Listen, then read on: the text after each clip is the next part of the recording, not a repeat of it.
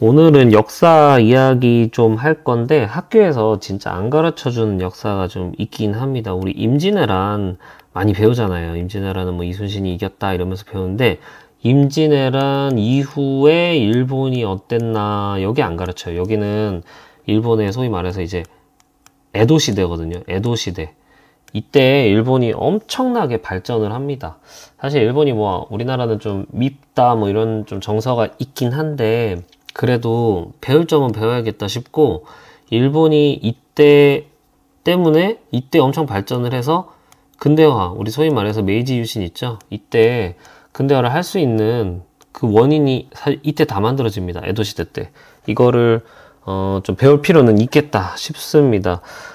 일본이 지금 어떻게 됐냐면 이제 정권을 잡았잖아요. 도쿠가와 이에야스가 정권을 잡고 제일 처음 한 게 뭐냐면 도쿠가와 이에야스 입장에서는 일본이 이렇게 생기면은 대충 그릴게요. 일본이 이렇게 생기면 에도가 여기 있잖아요. 에도가 오른쪽에 치우쳐 있습니다. 그러니까 여기가 오사카고 여기가 교토라면은 여기가 에도인데 도쿠가와 이에야스가 이걸 잡고 나서 이제 제일 고민을 했던 게 뭐냐면 이 지방의 반란을 어떻게 이걸 누를 것인가 였어요.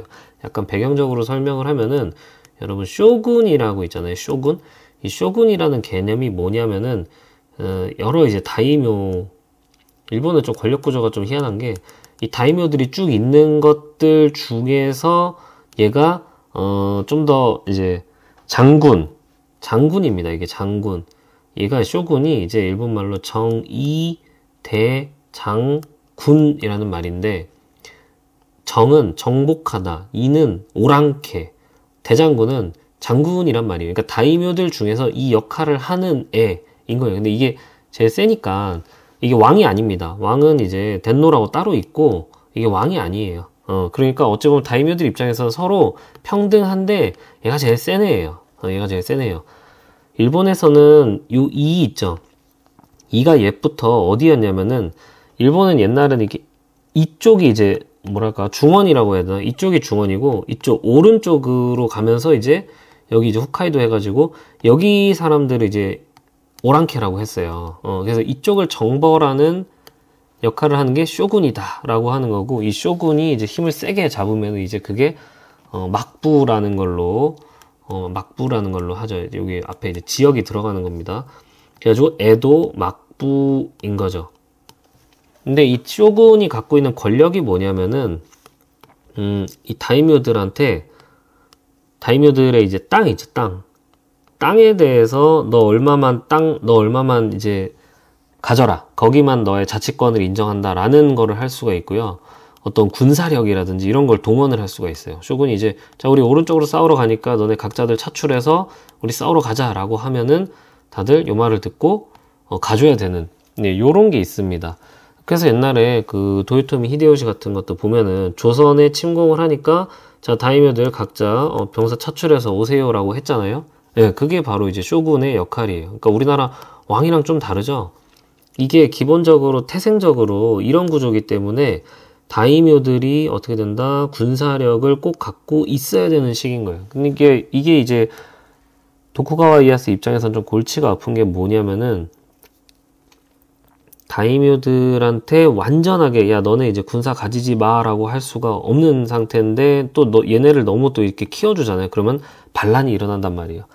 그래서 도쿠가와 이에야스가 고민을 많이 했겠죠. 아 이것들을 어떻게 적절하게 찍어 누를까 라고 엄청 고민을 많이 했었죠. 그래가지고 동원을 한 게 뭐냐면은 에도 여기가 사실 굉장히 척박한 땅입니다. 네, 이 도요토미 히데요시가 도쿠가와를 사실 약간 힘을 찍어 누르기 위해서 니 여기 가서 살아라고 한 거고 여기를 보니까 여기가 이제 치수산업이 굉장히 할 게 많았어요. 치수산업이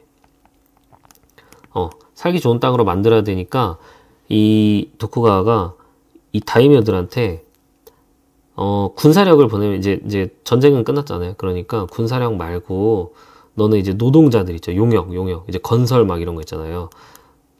이런 거 인부들 동원해라 라고 한 거예요. 이것도 좀 차등으로 했는데 충성도가 높은 애들은 좀 적게 보내고 충성도가 낮은 애들은 많이 보내고 했어요. 근데 보통 이제 거리 순으로 보면 돼요.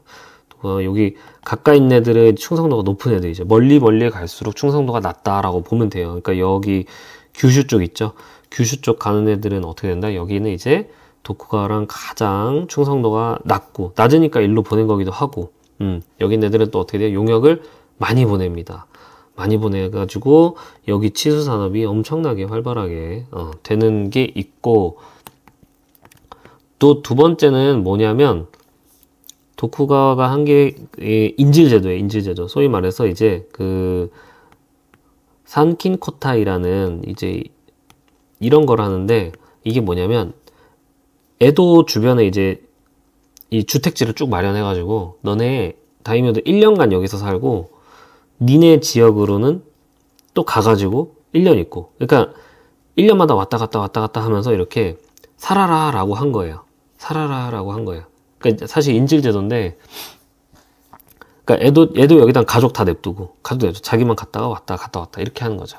근데 이게 문제라기보다는 이제 다이묘들 입장에서 뭐냐면, 이게 그냥 왔다 갔다 수준이 아니고 여기를 왔다 갔다 할 때마다 돈을 엄청나게 썼다고 해요. 돈을 엄청나게. 그러니까 돈을 한두 푼 쓴 게 아니고 거의 그 다이묘 재정의 어떤 통계 보니까 40에서 거의 뭐 60% 막 이렇게, 장난 아니죠. 엄청나게 여기서 써제꼈다고 하니까 이 에도라는 도시가 이런 일로 인해서 발달을 엄청나게 하게 됩니다. 소위 말해서 낙수 효과가 엄청나게 돼요.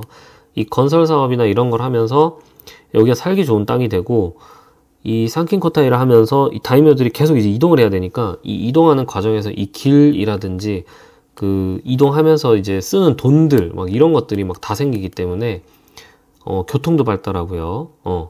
문화도 발달하고 음식도 발달하고 막 이것저것이 다 발달하게 됩니다.